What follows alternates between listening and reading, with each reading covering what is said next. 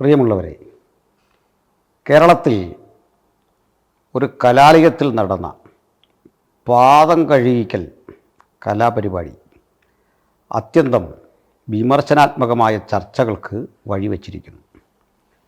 ഈ ചർച്ചകളിൽ ഇതിനെ പ്രതിരോധിക്കുന്നവർ നസ്രയനായ യേശുക്രിസ്തു എന്ന ഗുരു നടത്തിയ പാദം കഴുകലുമായി അതിനെ സമീകരിച്ച് സംസാരിക്കാനും തയ്യാറെടുക്കുന്ന ചില കാഴ്ചകൾ കണ്ടു. ഈ വിഷയത്തിലുള്ള ഒരു പ്രതികരണമാണ് നമ്മൾ ഇന്ന് ഇവിടെ നിർവഹിക്കുന്നത്. ആദ്യം കേരളത്തിൽ നടന്ന ആ സംഭവത്തെക്കുറിച്ചുള്ള ഒരു പ്രതികരണം പറയട്ടെ. ഗുരു ഒരു മഹത്തരമായ സ്ഥാനമാണെന്നും ആ ഗുരുവിനെ ദൈവതുല്യം ബഹുമാനിക്കുന്ന ഒരു പാരമ്പര്യമാണ് ഇന്ത്യയുടേതെന്നും മഹത്തരമായ ആ സാംസ്കാരിക പൈതൃകം നമ്മളെന്നും പുലർത്തേണ്ടതുണ്ട് എന്നുമുള്ള ചില ഭംഗി വാക്കുകൾ നമ്മൾ കേട്ടു. അതിലൊന്ന് രാജേന്ദ്ര അർലേക്കർ എന്ന ബഹുമാന്യനായ ഗവർണറുടേതാണ്. ഈ ഗവർണർ എന്ന തസ്തികയെക്കുറിച്ചും അദ്ദേഹത്തിൻ്റെ അധികാരപരിധികളെക്കുറിച്ചുമൊക്കെ വലിയ വിവാദങ്ങൾ, ചർച്ചകൾ ഒക്കെ നടക്കുന്ന സമയമാണ്. എൻ്റെ ഒരു മുൻ വീഡിയോയിൽ ഈ ഗവർണർ തസ്തിക അനാവശ്യമാണ് എന്ന രൂപേണ ഒരു നിരീക്ഷണം ഞാൻ നടത്തിയിട്ടുണ്ട്. ഇനി ഗവർണർമാർ ഇങ്ങനെയുള്ള പരാമർശങ്ങൾ നടത്തുന്നത് തെറ്റൊന്നുമല്ല, കാരണം അവർക്ക് പ്രത്യേകിച്ച് ജോലിയൊന്നും ഉള്ളതായി തോന്നുന്നില്ല. അപ്പോൾ തങ്ങളിവിടെ ജീവിച്ചിരിക്കുന്നു എന്നും ഇവിടുത്തെ കാര്യങ്ങൾ അറിയുന്നു എന്നൊക്കെ ഉള്ള ഒരു തങ്ങളുടെ സാന്നിധ്യം ഒന്ന് ബോധ്യപ്പെടുത്താൻ ഇത്തരത്തിൽ ആരിഫ് മുഹമ്മദ് ഖാൻ ആണെങ്കിലും അതുപോലെ ഈ അർലേക്കർ ആണെങ്കിലും ചില ശ്രമങ്ങൾ നടത്തുക സ്വാഭാവികമാണ്. ഞാനത് സംബന്ധിച്ച് പറയാൻ ആഗ്രഹിക്കുന്നുണ്ടെന്നാൽ ഈ ഭാരതീയ സംസ്കാരം എന്ന് പറഞ്ഞാൽ എന്താണ്? പലപ്പോഴും സംഘപരിവാരങ്ങൾ കൂടെ ഉപയോഗിക്കുന്നൊരു പദമാണത്. ഇങ്ങനെ ഒരു സവിശേഷ സംസ്കാരം ഇന്ത്യക്ക് മൊത്തമായി പറയത്തക്ക വിധത്തിലില്ല എന്നുള്ളതാണ് സത്യം. കാരണം ഇന്ത്യ വ്യത്യസ്ത സംസ്കാരങ്ങളുടെ ഒരു കോഓർഡിനേഷൻ നിലനിൽക്കുന്ന രാജ്യമാണ്. അതുകൊണ്ട് ഇന്നതാണ് ഇന്ത്യയുടെ സംസ്കാരമെന്ന് എടുത്തു പറയത്തക്ക വിധത്തിലൊന്ന് നിങ്ങൾക്ക് ചൂണ്ടിക്കാണിക്കാൻ സാധിക്കില്ല. അത് വേദങ്ങളും ഇതിഹാസങ്ങളും പുരാണങ്ങളുമൊക്കെ നിലനിൽക്കുന്ന ഒരു സംസ്കൃതിയാണ് നിങ്ങൾ ഉദ്ദേശിച്ചതെങ്കിൽ ആ വേദങ്ങളാകട്ടെ, പുരാണങ്ങളാകട്ടെ, ഇതിഹാസങ്ങളാകട്ടെ അവിടെയൊന്നും സാമാന്യ മനുഷ്യന് പ്രാപ്യമായ ഒരു സന്ദേശമോ സാമാന്യ മനുഷ്യനെ ഉൾക്കൊള്ളുന്ന ഏതെങ്കിലും ഒരാശയമോ നിലനിൽക്കുന്നില്ല. ഉൾക്കൊള്ളുന്നില്ല എന്നത് മാറ്റിവെക്കാം. മനുസ്മൃതിയോ ഗീതയോ വേദങ്ങളോ ഒക്കെ എടുത്താൽ നിങ്ങൾ കാണുന്നത് ഏറ്റവും മനുഷ്യത്വവിരുദ്ധമായ, ഏറ്റവും മൃഗീയമായ, ഏറ്റവും ഹീനമായ മനുഷ്യത്വ ധ്വംസനങ്ങളെയാണ്, മനുഷ്യാവകാശ നിഷേധങ്ങളെയാണ്. സ്ത്രീകൾക്ക്, ചണ്ടാളർക്ക്, ആദിവാസികൾക്ക്, ദലിതർക്ക്, ഇനി വർണ്ണാശ്രമത്തിൻ്റെ ഏറ്റവും താഴെ നിൽക്കുന്ന നായർക്ക് പോലും അറപ്പോടെ വെറുപ്പോടെ കാണേണ്ട, ഭീതിയോടെ കാണേണ്ട ചിന്താശകലങ്ങളുടെ ഒരു സമാഹാരമാണ്. എനിക്കറിയില്ല എന്തുകൊണ്ടാണ് ഇന്ത്യയിലെ നായർ സമൂഹം ഈ വേദങ്ങളിലും പുരാണങ്ങളിലും ഇന്ത്യയുടെ സംസ്കാരങ്ങളിലും ഇത്ര സന്തോഷവാന്മാരാകുന്നതെന്നറിയില്ല. അവരുടെ അറിവാണോ അതോ അറിവ് കേടാണോ, അതുമല്ലെങ്കിൽ കണ്ടില്ല എന്ന് നടിക്കുകയാണോ എന്നുമൊക്കെ നമ്മൾ പുനഃപരിശോധിക്കേണ്ട ഒരു സമയമാണ്. കാരണം രേഖാമൂലം ഇന്ത്യയിൽ ഏറ്റവും അധികം പീഡിപ്പിക്കപ്പെട്ടത്, മാനസികമായ പീഡകൾക്ക് വിധേയമായ ആളുകൾ അന്ന് ശൂദ്രർ എന്ന് വിളിച്ച, ഇന്ന് നായർ എന്ന് വിളിക്കുന്ന ഈ സമൂഹമാണ്. പലപ്പോഴും അതേക്കുറിച്ചുള്ള നമ്മുടെ പരാമർശങ്ങൾ വരുന്ന ഇടത്ത് നായർ വിരുദ്ധതയാണോ ഇത് എന്ന് ചൂണ്ടിക്കാണിക്കാൻ ആണ് പലപ്പോഴും ആ സമൂഹത്തിൽപ്പെട്ടവർ വരുന്നത്. ഇപ്പം കിണ്ടിയുമായി ബന്ധപ്പെട്ട വിവാദങ്ങൾ നമ്മൾ ഇതിനു മുമ്പൊക്കെ കൈകാര്യം ചെയ്തിട്ടുണ്ട്. ഇത്തരം ചില പ്രശ്നങ്ങൾ വരുമ്പോഴേ താഴെ നായർ സഹോദരങ്ങൾ എഴുതുന്ന കമൻറ്റ്, നിങ്ങൾക്ക് ഈ നായർ വിരുദ്ധതയുണ്ടോ എന്നൊരു ചോദ്യമാണ്. നായർ വിരുദ്ധതയല്ല, നായരെ പീഡിപ്പിച്ച സവർണബോധത്തോടുള്ള വിരുദ്ധതയാണ്. നായരെ, അവരുടെ സ്ത്രീകളെ കൃഷിയിടങ്ങളായി കണ്ട ആ പദം ഒരു ഖുറാനിലെ പദമാണ് കേട്ടോ. അതെടുത്തിവിടെ പറയാനുള്ള കാരണം നായർ പോലെയുള്ള കമ്മ്യൂണിറ്റികളിലെ സ്ത്രീകളെ ഏറ്റവും മ്ലേച്ഛമായി കണ്ടുകൊണ്ട്, തങ്ങളുടെ വ്യഭിചാര കോളനികളായി കണ്ടുകൊണ്ട് പ്രവർത്തിച്ച അധമന്മാരായ ഈ രാജ്യത്തിലെ ബ്രാഹ്മണന്മാരുടെ ആ ചിന്താബോധത്തെയാണ് ഞാൻ വിമർശിച്ചിട്ടുള്ളത്. നായരോട് അല്ലെങ്കിൽ ശൂദ്രരോട് ഇവിടുത്തെ ഏറ്റവും കുലീനന്മാരെന്ന് കരുതിയ ബ്രാഹ്മണന്മാർ ഇടപെട്ട രീതി, വേദം പോലും പഠിക്കാൻ കഴിയാത്ത അവരുടെ പൂർവ്വകാല അവസ്ഥ, അത് ബ്രാഹ്മണനെ വിമർശിച്ച് പറയുമ്പോൾ, ബ്രാഹ്മണ്യത്തിനെതിരെ പറയുമ്പോൾ, അതുമല്ലെങ്കിൽ അതിൻ്റെ പ്രചാരവേല ഏറ്റെടുത്ത മറ്റാളുകൾ, ഈവൻ ക്ഷത്രിയരും വൈശ്യരും പോലും അത് ഏറ്റെടുത്തിരുന്നു. ഗാന്ധിജി പോലും അതിൻ്റെ വക്താവായിരുന്നു. അങ്ങനെ ചാതുർവർണ്ണ്യത്തെ വിമർശിക്കുമ്പോൾ അതെങ്ങനെയാണ് നായർക്കെതിരാവുക? ഒരു ഉദാഹരണം പറഞ്ഞാൽ, പിൽക്കാലത്ത് നമ്മുടെ നാട്ടിലെ നായർസ് ചാന്നാർമാരെ ഉപദ്രവിച്ചിട്ടുണ്ട്. ചാന്നാർ ലഹളയോടൊക്കെ ബന്ധപ്പെട്ട് ഞാനത് അന്ന് ചാന്നാർ സമൂഹത്തിന് അവിടുത്തെ സ്ത്രീകൾക്ക് മാറുമറയ്ക്കാൻ കഴിഞ്ഞില്ല എന്നും അവരെ ഉപദ്രവിച്ചിരുന്നു നായരെന്നും പറയുമ്പോൾ അത് ചാന്നാർക്കെതിരല്ലല്ലോ. ചാന്നാർ സമൂഹത്തെ അനുഭവിച്ച പ്രശ്നത്തെ എടുത്തു പറയുമ്പോൾ ചാന്നാർ സമൂഹം എന്നോട് ചോദിക്കുകയാണ്, നിങ്ങൾ ചാന്നാർ വിരുദ്ധനാണോ എന്ന് ചോദിച്ചാൽ അതിലൊരു അർത്ഥമില്ല എന്ന് പറഞ്ഞതുപോലെ പണ്ട് കാലഘട്ടത്തിലെ നായർസ് അനുഭവിച്ച ദുരിതങ്ങൾ, ദുഃഖങ്ങൾ, ഭാരങ്ങൾ ചരിത്രത്തെ മുൻ നിർത്തിക്കൊണ്ട് നമ്മൾ കൃത്യമായി പുസ്തകങ്ങളെ, ഗ്രന്ഥങ്ങളെ ഉദ്ധരിച്ചുകൊണ്ട് വിവരിക്കുമ്പോൾ ഇന്നത്തെ നായരെതിരെ എതിർക്കുന്നത് ഞങ്ങളതെല്ലാം മറന്നിരിക്കുന്നു, ഞങ്ങൾ ഇന്ന് നല്ല ഒരു സ്ഥാനത്തെത്തിയിരിക്കുന്നു, ഞങ്ങൾ ഇന്ന് എത്തിയ പദവി വെച്ച് നോക്കുമ്പോൾ പണ്ടത്തെ പീഡയൊക്കെ ഞങ്ങൾ വിട്ടു, ഞങ്ങൾ ആ പീഡയും അത്തരം കാര്യങ്ങളും വിട്ടിട്ട് നിങ്ങൾ എന്തിനാണാവോ അത് കുത്തിപ്പൊക്കുന്നത് എന്ന രൂപേണം ഞാൻ ചോദിക്കുന്നതെങ്കിൽ അത് സത്യം. പക്ഷേ ഞാൻ എതിർത്തത് ഇന്നും ഈ ഗ്രന്ഥങ്ങളിൽ പച്ചയ്ക്ക് ഇത് എഴുതി വച്ചിരിക്കുന്നു. ആ മ്ലേച്ഛത പച്ചയ്ക്ക് എഴുതി വെച്ചത് ഒരു ഉളുപ്പുമില്ലാതെ വാങ്ങി ആരാധിക്കുക, ബഹുമാനിക്കാനുള്ള ആ തൊലിക്കെട്ടിയെക്കുറിച്ച് പറയാതിരിക്കാൻ വയ്യ. കാരണം നിങ്ങൾ പീഡിതരായിരുന്നു, നിങ്ങൾ മറ്റേതൊരു ജാതിയേക്കാളും ഉപരി ഈ രാജ്യത്ത് അനുഭവിച്ച ദുരിതങ്ങളുടെ ഒരു വലിയ ഘോഷയാത്ര, അത് വിവരിക്കാൻ, അത് പറയാൻ ഒക്കെ വളരെ ബുദ്ധിമുട്ടുണ്ട്. ആ സ്ഥിതിവിശേഷങ്ങളെ ഇങ്ങനെ കൃത്യം പറയുമ്പോൾ നിങ്ങൾക്കെതിരല്ല, മറിച്ച് ബ്രാഹ്മണിക്കൽ ഹെജിമണി, ആ ദുഷ്പ്രഭുത്വം ഇന്ത്യയിൽ ഉണ്ടാക്കി വെച്ച ദുരാചാരങ്ങളാണ് അവിടെയും പരാമർശിക്കപ്പെടുന്ന വിഷയം. അതുകൊണ്ട് യുക്തിപൂർവ്വമാണ് നിങ്ങൾ സംസാരിക്കുന്നതെങ്കിൽ നിങ്ങൾ എനിക്കൊപ്പമാണ് നിൽക്കേണ്ടത്, ഞാൻ പറയുന്ന വസ്തുതകൾക്കൊപ്പമാണ്.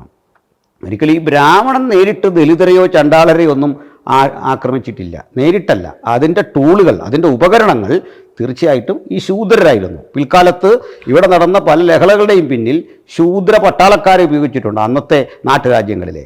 അവർക്കതൊരു സന്തോഷമായിരുന്നു. കാരണം മുകളിലേക്കുള്ളവൻ തങ്ങളെ ചവിട്ടുമ്പോൾ ആ ചവിട്ട് ഒരല്പം അനായാസമാക്കാനും ആസ്വദിക്കാനും അവർ ഈഴവരുടെ അടക്കമുള്ള പിന്നോക്കരെ ഇതുപോലെ ചവിട്ടി ബുദ്ധിമുട്ടിച്ചിരുന്നു. ഇതൊക്കെ നിലനിന്നിരുന്നു. ഈ സംസ്കാരത്തെയാണ് ഞാൻ വാസ്തവത്തിൽ ഇന്ത്യയുടെ പഴയ സംസ്കാരമായി കാണുന്നത്, ആചാരമായിട്ടൊക്കെ കാണുന്നത്. അതല്ലാതെ എനിക്ക് ചരിത്രത്തിൻ്റെ രേഖകൾ പരിശോധിച്ചിട്ട് ഇവിടെ എന്തോ മഹത്തരമായൊരു കാലം നിലനിന്നിരുന്നു എന്ന് തോന്നിയിട്ടില്ല. അങ്ങനെ നിലനിന്നത് ബ്രാഹ്മണരെ സന്തോഷിപ്പിക്കുന്ന, അവരെ സുഖിപ്പിക്കുന്ന ഒരു കാലഘട്ടമാണ്. അതിനപ്പുറത്ത് ജനസാമാന്യങ്ങളുടെ നീതിബോധത്തെ, സമത്വത്തെ, സാഹോദര്യത്തെ ഒന്നും അത് അംഗീകരിച്ച് കാണുന്നില്ല. ഇനി ആരെങ്കിലും തിരിച്ചെനിക്കൊരു മറുപടി തരുമെങ്കിൽ ഞാൻ കേവലമായൊരു മറുപടിയിൽ തൃപ്തിപ്പെടും. കേവലമായൊരു മറുപടി. ആ മറുപടി എന്താണ്? ഇന്ത്യയിലെ ഇതിഹാസങ്ങളോ പുരാണങ്ങളോ വേദങ്ങളോ എവിടെയെങ്കിലും ജോലി ചെയ്യുന്നവൻ്റെ മഹത്വം, മാനവികതയുടെ മഹത്വം, തുല്യതയുടെ, സമത്വത്തിൻ്റെ, സാഹോദര്യത്വത്തിൻ്റെ ആ മഹത്വം അംഗീകരിച്ച ഒരു പരാമർശമുണ്ടെങ്കിൽ കാണിച്ചു തരാം. ആ സമത്വത്തിൻ്റെയും സാഹോദര്യത്തിൻ്റെയും മാനവികതയുടെയും ഒക്കെ ആശയം നമ്മൾ കണ്ടത് വേദങ്ങളിലോ ഇതിഹാസങ്ങളിലോ മനുസ്മൃതിയിലോ ഒന്നുമല്ല. അത് കണ്ടത് ഇന്ത്യൻ ഭരണഘടനയിലാണ്. അതുകൊണ്ട് തന്നെയാണ് ഇന്ത്യൻ ഭരണഘടനയെ സംഘികളേറെ വെറുക്കുന്നത്. ആ ചിന്താധാര ഏറെ വെറുക്കുന്നതിൽ സമത്വമുണ്ട്, സാഹോദര്യമുണ്ട്, മാനവികതയുണ്ട്. അത് ഉയർത്തിപ്പിടിക്കാനും നാം ഇന്ത്യക്കാരെന്ന് പറഞ്ഞുകൊണ്ട് കൃത്യം അത് ആരംഭിക്കാനും ഒക്കെ ഉള്ള അതിൻ്റെ ആ പ്രവണതയെ ഇന്നും ഭയക്കുന്നു സംഘികൾ. അപ്പോൾ ഇതിൽ കൂടെ നമുക്ക് ഈ കാൽ കഴുകലിനെ ഒന്ന് കാണേണ്ടതുണ്ട്. മിക്കപ്പോഴും നമ്മൾ ഈ ഗുരുക്കന്മാരെന്തോ അമാനുഷികരാണെന്ന്, അവർ കൂടുതൽ ബഹുമാനത്തിനപ്പുറത്ത് ആരാധന അർഹിക്കുന്നു എന്ന രൂപേണയൊക്കെ സംസാരിച്ച് കേൾക്കാറുണ്ട്. അതുകൊണ്ട് പണ്ടത്തെ ഗുരുക്കന്മാരെ കുറിച്ചൊക്കെ പറയാറുണ്ട്. ഞാൻ പറയും, ഗുരുക്കന്മാർക്ക് എക്കാലഘട്ടത്തിലും ഒരുപോലെ ആദരവ് കൊടുക്കേണ്ടതാണ്. നമ്മെ പഠിപ്പിച്ച പഴയ അധ്യാപകരെ കാണുമ്പോൾ നമ്മുടെ ശിരസ് കുനിയും, അവരോട് ബഹുമാനം തോന്നും, ആദരവ് തോന്നും. ഞങ്ങൾ പൂർവ്വ വിദ്യാർത്ഥി സംഗമത്തിൻ്റെയൊക്കെ ഭാഗമായി ഞങ്ങളെ പണ്ട് പഠിപ്പിച്ചതിൽ ഇന്ന് ജീവിച്ചിരിക്കുന്ന പല അധ്യാപകരെയും പോയി കാണാറുണ്ട്, അവരോട് ആദരവോടെ പെരുമാറാറുണ്ട്. നമ്മളെല്ലാം അങ്ങനെയൊക്കെയാണ്. പണ്ട് പഠിപ്പിച്ച മാഷിനെ കാണുമ്പോൾ തല കുനിക്കാത്തവൻ മനുഷ്യനല്ല. ബഹുമാനവും ആദരവൊക്കെ തോന്നണം. പക്ഷേ മൃഗീയമായ ഇത്തരം രീതികളെ നമ്മൾ പുനഃപരിശോധിക്കേണ്ട ഒരു ഘട്ടത്തിലേക്ക് എത്തിയിരിക്കുകയാണ്. അതിൻ്റെ ഒരു അത്തരത്തിലുള്ള പ്രശ്നങ്ങളോട് പ്രതികരിച്ചുകൊണ്ട് കേരളത്തിൽ നിന്ന് ഒരു വിരുദ്ധ ചിന്ത പുറപ്പെടുന്നത് സ്വാഭാവികമാണ്. കാരണം കേരളം നവോത്ഥാനത്തിൻ്റെ മണ്ണാണ്. ഇവിടെ പരിഷ്കരണവാദികൾ ഉടലെടുത്ത സ്ഥലമാണ്, ശ്രീനാരായണ ഗുരുവിൻ്റെ സ്ഥലമാണ്, അയ്യങ്കാളിയുടെ സ്ഥലമാണ്. ഈ സ്ഥലത്ത് ഇങ്ങനെ സംഭവിച്ചു പോവുക സ്വാഭാവികമാണ്. മന്നത്ത് പത്മനാഭൻ്റെ നാടാണ്. കിണ്ടി വലിച്ചെറിഞ്ഞ് ദുരാചാരങ്ങൾക്കെതിരെ പടപ്പുറപ്പാട് നടത്തിയ ഒരു മഹാരഥൻ്റെ സാമുദായിക പരിഷ്കരണം നടത്തിയ VT ഭട്ടതിരിപ്പാടിൻ്റെ ഒക്കെ നാടാണ്. ആ നാട്ടിൽ വന്ന് പഴയ മനുസ്മൃതിയും കൊണ്ട് അതിൻ്റെ പുരാണങ്ങളും കൊണ്ട് വന്ന് കാല് കഴിയിക്കാൻ പദ്ധതിയിട്ടാൽ എതിർക്കും. അതിൻ്റെ ഫലമായിട്ടാണ് ബാലാവകാശ കമ്മീഷൻ ഈ അധ്യാപകർക്കൊക്കെ നോട്ടീസ് അയച്ചു. ബാലാവകാശ കമ്മീഷനൊക്കെ ഒരു കടലാസ് പുലിയാണെന്നുള്ളത് എല്ലാവർക്കും അറിയാം. എത്രത്തോളം അതിന് ഗ്രാവിറ്റി ഉണ്ടെന്നൊക്കെ നമുക്ക് കണ്ടറിയണം. നമ്മൾ ഈ കമ്മീഷൻ എന്ന പേര് വെച്ചിരിക്കുന്ന പല സംഭവങ്ങൾക്കും എത്രത്തോളം അധികാരമുണ്ടെന്നൊക്കെ ഉള്ളത് നമ്മളിവിടെ കണ്ടിട്ടുണ്ട്. അതിനപ്പുറത്തൊന്നും അതിന് ഒരു ഭീഷണിപ്പെടുത്തലിനപ്പുറത്തേക്ക് ഒരു പല്ലു കൊഴിഞ്ഞ സിംഹം എന്നതിനപ്പുറത്തേക്കൊന്നും അതിന് വലിയ കാര്യമുണ്ടെന്ന് തോന്നുന്നില്ല. എങ്കിലും ഒരു പ്രതികരണം എന്ന നിലയിൽ കേരളക്കര അത് ചർച്ച ചെയ്യുന്നു എന്നത് തിരിച്ചറിയാതൊന്നും ഇരിക്കുന്നില്ല. ഞാനിവിടെ പറഞ്ഞത്, പ്രിയപ്പെട്ടവരെ, ഈ അധ്യാപകൻ്റെ കാല് കഴിയൽ അത് തെറ്റാണോ? ഞാൻ പറയുന്നത് തെറ്റല്ല. കാരണം ഒരു വിദ്യാർത്ഥിക്ക് സ്വയം തൻ്റെ അധ്യാപകൻ്റെ പാദപൂജ ചെയ്യണം എന്ന് തോന്നിയാൽ അതിലൊരു തെറ്റുമില്ല. അയാളുടെ താല്പര്യമാണ്, ഒരു തെറ്റുമില്ല. മറിച്ച് ഒരു നിയമത്തിൻ്റെ ഭാഗമായി ഭാരതീയ സംസ്കാരത്തിൽ ഇതുണ്ട് എന്ന് പറഞ്ഞ് നിർബന്ധിക്കാൻ വന്നാൽ അത് ഒരിക്കലും അംഗീകരിച്ചു കൊടുക്കേണ്ട കാര്യമില്ല. അതൊരിക്കലും ശരിയല്ല. ഇങ്ങനെ ഒന്നും ചെയ്യാൻ പാടില്ല. അപ്പോൾ ഇതിന് മറുപടിയായി പറയുന്നത്, ഈ ഏതോ ഒരു മുസ്ലിം കുട്ടിയെ സർക്കംസിഷൻ, അതായത് പരിച്ഛേദന നടത്തിയപ്പോൾ ആ കുട്ടി മരിച്ചുപോയി, അത് ബുദ്ധിമുട്ടായി, അത് പ്രയാസമായി. ഇതൊക്കെ ചർച്ച ചെയ്യുമ്പോൾ ഇത് കൊണ്ടുവന്നാണ് ഇതിനെ പ്രതിരോധിക്കുന്നതെങ്കിൽ ഒരു കാര്യം പറയട്ടെ, പരിച്ഛേദന ചെയ്യാതെ പരിച്ഛേദന ചെയ്തവരിൽ മരിച്ചു പോകാത്ത സമൂഹം ഇവിടെയുണ്ട്. അതുകൊണ്ട് അത് അവരുടെ മതപരമായ ഒരു ആചാരമാണ്. ആ മതപരമായ ആചാരം മുസ്ലിങ്ങൾ അവരുടെ ഇടത്ത് നടപ്പിലാക്കുന്നത് തെറ്റല്ല. അത് മരിച്ചു പോകുന്ന ഒരു സ്ഥിതി വന്നെങ്കിൽ നിർഭാഗ്യകരമാണ്, ദൗർഭാഗ്യകരമാണ്. അതിന് അനിവാര്യമായ ചികിത്സയും മറ്റു കാര്യങ്ങളൊക്കെ കൊടുക്കണം. ഇത് മാത്രമല്ല മരിക്കുന്നത്, മനുഷ്യൻ ചാണകം കഴിച്ച് മരിച്ച എത്ര സന്ദർഭമുണ്ട്. ചികിത്സയ്ക്ക് ഉതകുന്നതാണെന്ന് പറഞ്ഞ് അത് പോയി കഴിച്ചിട്ട് സംഭവിച്ച ദുരിതങ്ങളുണ്ട്. മൂത്രം കുടിച്ച് മരിച്ചു പോകുന്ന മനുഷ്യരുണ്ട്. ഈ കന്നുകാലിയുടെ ഇതൊക്കെ ഇവിടെ നടക്കുന്നില്ലേ? ഇതിനെയൊക്കെ നമ്മൾ കാണേണ്ടത് ഈ രൂപത്തിലാണ്. ഇവിടെയാണ് ശാസ്ത്രബോധവും അറിവും ഒക്കെ വേണ്ടത്. ഇത് പണ്ട് ഇംഗ്ലണ്ടിലൊക്കെ ആരംഭിച്ച ഒരു റെനൈസൻസ് ഉണ്ട്. ആദ്യം റിഫർമേഷൻ ഉണ്ടാകുന്നു, അവിടുന്ന് റെനൈസൻസ് ഉണ്ടാകുന്നു, അവിടുന്ന് ശാസ്ത്രബോധം വളരുന്നു. അതൊക്കെ ക്രിസ്ത്യാനിറ്റിക്ക് അകത്തുനിന്ന് ഉണ്ടായിട്ട് അവർ തന്നെ പണ്ട് ചെയ്തു പോയ തെറ്റുകളെ അല്ലെങ്കിൽ യഥാസ്ഥിതിക ബോധത്തെ തിരുത്തിക്കൊണ്ടാണ് ലോകം നവീകരിക്കപ്പെട്ടത്. ആ നവീകരണത്തിൻ്റെ ഒരു സുഗമമായ പാതയിലൂടെ നടക്കുന്ന മലയാളിയെ വീണ്ടും ചാതുർവർണ്ണയ ബോധത്തിൻ്റെ, മനുസ്മൃതി കാലത്തിൻ്റെ, ഗീതയുടെ ഉപനിഷത്തിൻ്റെയൊക്കെ പ്രാകൃതമായൊരു കാലത്തേക്ക് നയിക്കാനാണ് നമ്മുടെ ഇന്നത്തെ സംഘപരിവാരങ്ങളുടെ പദ്ധതിയെങ്കിൽ അതിനെ ചെറുക്കേണ്ട ബാധ്യത തീർച്ചയായും പുരോഗമനവാദികളായ മതേതരവാദികളായ കേരളീയർക്കുണ്ട് എന്ന് ഞാൻ ഈ സന്ദർഭത്തിൽ പറയട്ടെ. ഇനി ഇതോട് ചേർത്ത് മറ്റൊന്ന് പറയാനുള്ളത്, ഈ ക്രിസ്തു തൻ്റെ ശിഷ്യന്മാരുടെ പാദം കഴുകി. അത് കാണേണ്ടത്, ഈ നമ്മൾ മുസ്ലിം സഹോദരന്മാരുമായി സംവാദത്തിൽ ഏർപ്പെടുമ്പോൾ പെട്ടെന്നൊരു കാര്യം പറയാറുണ്ട്.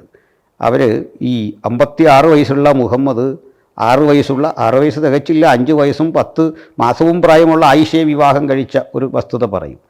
ഇത് പറയുമ്പോൾ ഇവർ പെട്ടെന്ന് പറയുന്നത്, പണ്ട് അംബേദ്കർ ഇതുപോലെ കല്യാണം കഴിച്ചു, രമാബായിയെ ഇതേപോലെ കല്യാണം കഴിച്ചു, ഗാന്ധിജി കസ്തൂർബയെ, അത് അടുത്ത കാലം വരെ നിലനിന്നിരുന്നു എന്ന് പറയും. പക്ഷേ ഇവിടെ തെറ്റിദ്ധാരണയുണ്ട്. ഒരിക്കലും ഈ പ്രായമായ 56 വയസ്സുള്ള മഹാത്മാഗാന്ധി അല്ല കസ്തൂർബയെ വിവാഹം കഴിക്കുന്നത്, മനസ്സിലാക്കണം. രണ്ടുപേരും കുട്ടികളാണ്. അത് ശൈശവ വിവാഹം എന്നാണ് പറയുക. കുട്ടികളായിരിക്കുമ്പോഴേ നടത്തുന്ന വിവാഹമാണ്. പ്രായം തമ്മിൽ വലിയ വ്യത്യാസമില്ല. എന്നാൽ ഇന്ത്യയിൽ ഇങ്ങനെയൊക്കെ നടന്നിട്ടുണ്ട് കേട്ടോ. സതി ഒക്കെ നടക്കുന്ന കാലത്ത് ഇതൊക്കെ ഈ ദുരാചാരങ്ങൾ നടന്നിട്ടുണ്ട്. പ്രായമുള്ളവർ കുട്ടികളെ കെട്ടിയിട്ടുമൊക്കെ ഉണ്ട്. അതൊരു വസ്തുതയാണ്. എന്നാൽ ഇതിനെ ന്യായീകരിക്കാൻ ഈ രണ്ട് കഥകൾക്ക് പ്രസക്തി ഇല്ലാത്തതുപോലെ, കാരണം 56 വയസ്സും 6 വയസ്സും തമ്മിലുള്ള ഈ അകലം വളരെ വലുതാണ്. അത് മഹാരഥന്മാരിൽ നിന്ന് പ്രതീക്ഷിക്കുന്ന ഒന്നല്ല. ഇതേപോലെ തന്നെ ഈ കാര്യങ്ങളെ സമീകരിക്കാൻ പറയുമ്പോൾ ഇവിടുത്തെ കാല് കഴുകൽ, ചെന്നിട്ട് അധ്യാപകരുടെ കാല് കുഞ്ഞുങ്ങൾ കഴുകണമെന്ന് പറയുന്ന വാദവും മറുവശത്ത് ക്രിസ്തു കാല് കഴിക്കുന്ന വാദവും തമ്മിൽ നിങ്ങൾക്കൊരിക്കലും തുലനപ്പെടുത്തി പറയാൻ കഴിയില്ല. ഇത് മുതിർന്ന ഒരാൾ അല്ലെങ്കിൽ ഗുരു തൻ്റെ ശിഷ്യന്മാരുടെ കാല് കഴുകുകയാണ്, അതാണ് പ്രമാണം. ഇതിനെ വീണ്ടും ചില പറയുന്നുണ്ട്.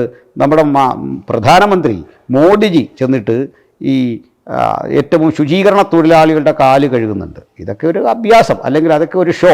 അതിനകത്ത് അപ്പുറത്ത് കാര്യമില്ല. അവരുടെ കാല് കഴുകുകയല്ല പ്രധാനമന്ത്രി ചെയ്യേണ്ടത്. അവരുടെ ജീവിത പരിരക്ഷ, അവരുടെ ഭൗതിക പരിരക്ഷ, ഇതൊക്കെയാണ് ചെയ്തു കൊടുക്കേണ്ടത്. അവരിന്നും തോട്ടികളായി അപഹസിക്കപ്പെടുന്ന നാട്ടിൽ തൊഴിലിന് ബഹുമാനമുണ്ടാക്കി കൊടുക്കുന്ന തരത്തിലേക്ക് അവരുടെ സാമ്പത്തിക പരിരക്ഷയിലേക്കാണ് വരേണ്ടത്. അല്ലാതെ ഇത് മോദി വന്നിട്ട് കാല് കഴുകി താൻ സിമ്പിളാണെന്ന് കാണിക്കുന്നത്, AK ആൻ്റണി ദാരിദ്ര്യം നിറഞ്ഞൊരു ജീവിതം ചിലപ്പോഴൊക്കെ നമ്മുടെ മുമ്പിൽ അഭിനയിച്ച് കാണിക്കാറുണ്ടല്ലോ. അദ്ദേഹം ഒരിക്കൽ വരുന്ന സ്ഥലത്ത് ഈ സോഫ സ്റ്റേജിലിട്ടിരിക്കുകയാണ്, മനോഹരമായ സോഫ. അദ്ദേഹം അതെല്ലാം ഇടിപ്പിച്ച് കളഞ്ഞിട്ട് പിന്നെ കസേര വെറുക്കി അവിടെ ഇട്ടിട്ട് അതിൽ കയറിയിരുന്നു. പ്ലാസ്റ്റിക് കസേര, ജനങ്ങളിരിക്കുന്ന കസേര മതി എന്ന് പറഞ്ഞ്.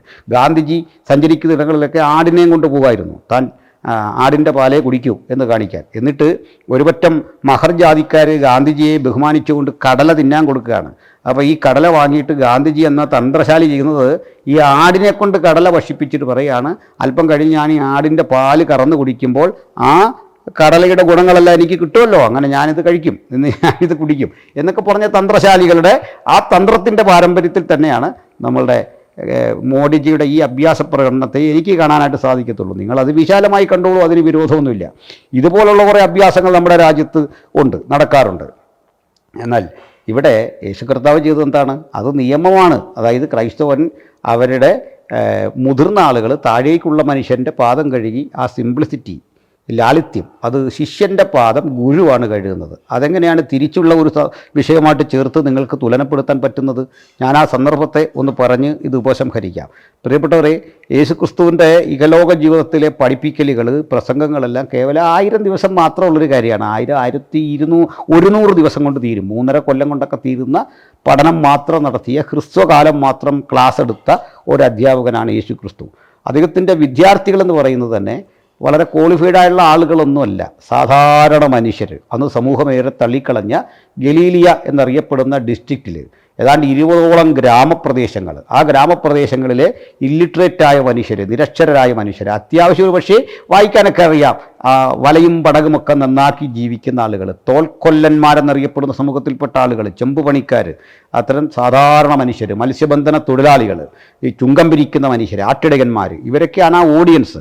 ഈ ഓഡിയൻസിനോട് യേശു പ്രസംഗിച്ചതൊക്കെ കടിച്ചാൽ പൊട്ടാത്ത വേദാന്തങ്ങളല്ല, തത്വചിന്തകളൊന്നുമല്ല, വളരെ സിമ്പിളായ കാര്യങ്ങളാണ് പറയുന്നത്. ക്ഷമയെക്കുറിച്ച്, അതുപോലെ അന്യനെ ഉൾക്കൊള്ളലിനെ കുറിച്ച്, മറ്റുള്ളവൻ്റെ ജീവിത ദുരിതങ്ങളിൽ പക്ഷം ചേരേണ്ടതിനെപ്പറ്റി. ഞാൻ നഗ്നനായി നിങ്ങളുടെ അരികിൽ വന്നു, നിങ്ങൾ എനിക്ക് ഭക്ഷണം തന്നില്ല, എന്നെ ഉടുപ്പിച്ചില്ല, ഞാൻ ദരിദ്രനായിരുന്നു ചോദിക്കുമ്പോൾ നീ എപ്പോഴാണ് ഞങ്ങളുടെ അരികിൽ വന്നത്, എൻ്റെ ഈ ചെറിയ സഹോദരൻ ഒരുത്തന് നീ ചെയ്യുന്നതൊക്കെ എനിക്ക് ചെയ്തിരിക്കുന്നു എന്ന് പറയുന്ന തരത്തിൽ ആരെയും അത്ഭുതപ്പെടുത്തുന്ന തരത്തിലുള്ള പഠിപ്പിക്കലുകൾ, അത് വളരെ ലാളിത്യം നിറഞ്ഞതായിരുന്നു. ഒരു വ്യാഖ്യാനിയുടെയോ ഒരു മതപ്രഭാഷകൻ്റെയോ യാതൊരുവിധ സ്വാധീനവും സഹായവും കൂടാതെ നിങ്ങൾക്ക് മനസ്സിലാക്കാൻ പറ്റുന്ന വിധത്തിൽ വിശുദ്ധ മത്തായിയുടെ സുവിശേഷം 5, 6, 7 അധ്യായങ്ങൾ എഴുതിയിരിക്കുന്ന ഗിരിപ്രഭാഷണങ്ങൾ, അമൂല്യ വചനങ്ങളുടെ ഒരു വലിയ പ്രവാഹ ശ്രേണിയാണ് നിങ്ങളെ കാണുന്നത്. ഇത് പ്രത്യേകിച്ച് പഠിപ്പിക്കേണ്ടതൊന്നുമില്ല. ആ ഗുരു അത് പറയുക മാത്രമല്ല, സ്വന്തം ജീവിതത്തിൽ അത് കാട്ടിത്തന്നു. ഞാൻ ഏറ്റവും ഒടുവിൽ ഒരു മനുഷ്യനുമായിട്ട് സംസാരിക്കുമ്പോഴും പറയാറുണ്ട്, അങ്ങയുടെ ഗുരുവിൽ നിന്ന് ലോകം പഠിക്കേണ്ട 10 മാതൃകകൾ ഒന്ന് പറഞ്ഞു തരൂ. അപ്പോഴൊക്കെ അദ്ദേഹം ക്ലാസ് എടുത്ത കഥകളാണ് പറയുന്നതെങ്കിൽ ഈ പരമഗുരുവാകുന്ന യേശുക്രിസ്തു എന്താണ് ചെയ്തതെന്ന് അറിയണ്ടേ? തൻ്റെ ഇത്തരത്തിലെ സാധുക്കളായ ശിഷ്യന്മാരുടെ പാദം കഴുകിയിട്ട് പറഞ്ഞു, കർത്താവും ഗുരുവുമായ ഞാൻ നിങ്ങളുടെ പാദം കഴുകിയെങ്കിൽ നിങ്ങളിത് തമ്മിൽ ചെയ്യണം. ആ പഠിപ്പിക്കൽ എസ്റ്റാബ്ലിഷ് ചെയ്തു. അപ്പോൾ ആ പഠിപ്പിക്കൽ ക്രൈസ്തവ സഭയെ സംബന്ധിച്ചിടത്തോളം ഉദാത്തമായൊരു ചിന്തയുടെ ഭാഗമായിട്ടാണ് കഴിയുന്നത്.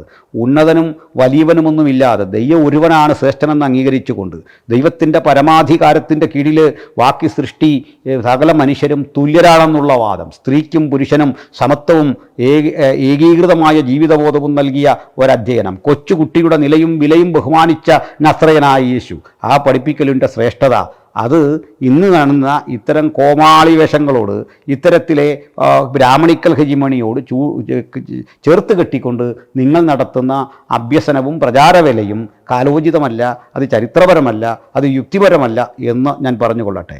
ഒരു കാര്യം കൂടി, യേശു തൻ്റെ ശിഷ്യന്മാരുടെ പാദം കഴുകുമ്പോൾ അതിൽ ഗുരുവിനെ ബഹുമാനിക്കേണ്ട ശിഷ്യന് പെട്ടെന്ന് തോന്നിയ ഒരു പ്രയാസമുണ്ട്.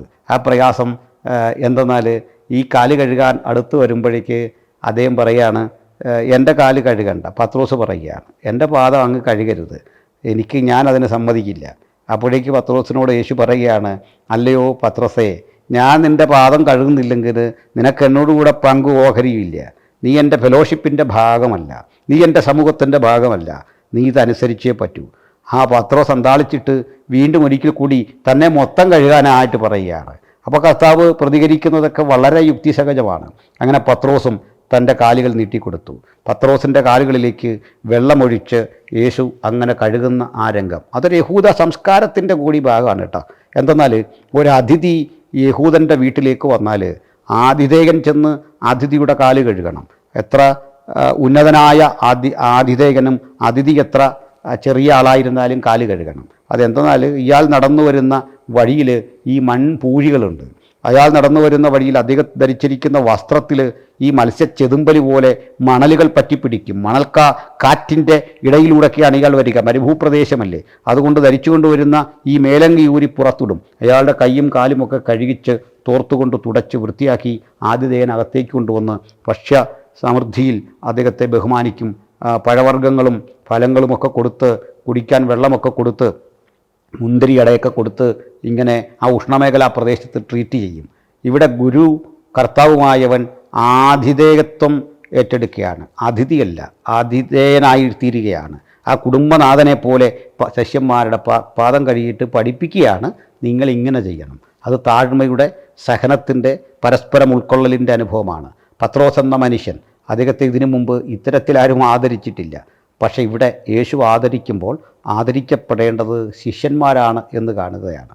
നിങ്ങൾക്കറിയണ്ടേ, ഇംഗ്ലണ്ടിലെ ഒരു കലാലയത്തിൽ ഒരിക്കൽ ഒരു ഗുരു വന്നു, ഒരു അധ്യാപകൻ വന്നു. അദ്ദേഹം തൻ്റെ ഈ ക്യാപ്പ് അതെടുത്തിട്ട് കല കുനിച്ച് തൻ്റെ കുട്ടികളെ വണങ്ങി. അങ്ങനെ വണങ്ങുമ്പോൾ സഹാധ്യാപകർ ചോദിച്ചു, നിങ്ങൾ എന്തിനാണ് ഈ വിദ്യാർത്ഥികളെ ഇങ്ങനെ വണങ്ങുന്നത്? ജസ്റ്റ് ഒന്ന് വിഷ് ചെയ്താൽ പോരെ. അപ്പോൾ കുട്ടികളെങ്ങനെ അധ്യാപകനെ വണങ്ങുന്നുവോ ഇതിലും ആദരവോടെ അധ്യാപകൻ കുട്ടികളെ വണങ്ങി. അപ്പോൾ ഈ മനുഷ്യൻ പറയുകയാണ്, അത് അങ്ങനെയല്ല ഞാൻ ചെയ്യുന്നത്. ഞാൻ ഈ പഠിപ്പിക്കുന്ന കുട്ടികൾക്കിടയിൽ കാലത്തെ അതിജീവിക്കുന്ന പ്രതിഭാശാലികളുണ്ടാകാം, ഞാനവരെ മുൻകൂട്ടി വണങ്ങുകയാണ്. ഇത് സത്യമായിരുന്നു. കാരണം കാലത്തെ മുഴുവൻ അത്ഭുതപ്പെടുത്തിയ മാർട്ടിൻ ലൂതർ ആ ക്ലാസ്സിലിരുന്ന് പഠിക്കുകയായിരുന്നു. മാർട്ടിൻ ലൂതർ എന്ന ആ മനുഷ്യൻ്റെ കൂടി നവീകരണ ചിന്തയിലാണ് ആധുനികമായൊരു ലോകത്തിൻ്റെ നിലനിൽപ്പ്. അത്തരം അധ്യാപകരും നമ്മുടെ സമൂഹത്തിലുണ്ട്. മറിച്ച് ഇന്ന് കാണുന്ന തരത്തിലെ കിരാതമായ ഈ ബ്രാഹ്മണിക്കൽ ഹെജിമണി തിരിച്ചു കൊണ്ടുവരാനുള്ള അർലേക്കർമാരുടെ മോഹത്തിന് യേശുക്രിസ്തുവിനെ കൊണ്ടുവന്ന് വച്ച് ജാമ്യമെടുക്കാനുള്ള വിഷലിപ്ത കാഴ്ചപ്പാടുകളെ ഞാൻ ഈ അവസരത്തിൽ ഒന്ന് തുറന്നു കാട്ടുന്നു. തീർച്ചയായും ഇവ രണ്ടാണ്. ഒന്ന്, ഉന്നതനായിരുന്ന ഒരു ഗുരു തൻ്റെ ശിഷ്യന്മാരുടെ പാദം കഴുകുന്നു. മറ്റൊന്ന്, ഈ ആധുനിക ലോകത്തിൽ ഒരിക്കലും സ്വീകാര്യമല്ലാത്ത വിധത്തിൽ കുട്ടികളെ കൊണ്ട് ഈ തങ്ങളുടെ അധ്യാപകരുടെ പാദം കഴുകിക്കുന്നു. ഇങ്ങനെയുള്ള മനുഷ്യത്വ ധ്വംസനത്തെ തീർച്ചയായിട്ടും പ്രതിരോധിക്കേണ്ടതുണ്ട്. അത് പുനർവിചിന്തനം ചെയ്യേണ്ടതുണ്ട്. അത് നമ്മൾ പണ്ടൊക്കെ കുഴിച്ചിട്ട, മൂടിക്കളഞ്ഞ ഏറ്റവും മ്ലേച്ഛമായ സംസ്കാരങ്ങളുടെ തിരിച്ചുവരവാണ്. ഈ അപകടം കണ്ട് ചെറുത്തു നിൽക്കാനുള്ള സാമാന്യ ബോധം ഈ ചിന്തകൾ കേൾക്കുന്ന ഏവർക്കും ഉണ്ടാകട്ടെ എന്ന് ആശംസിച്ച് ഞാൻ ഉപസംഹരിക്കുന്നു. നന്ദി, നമസ്കാരം.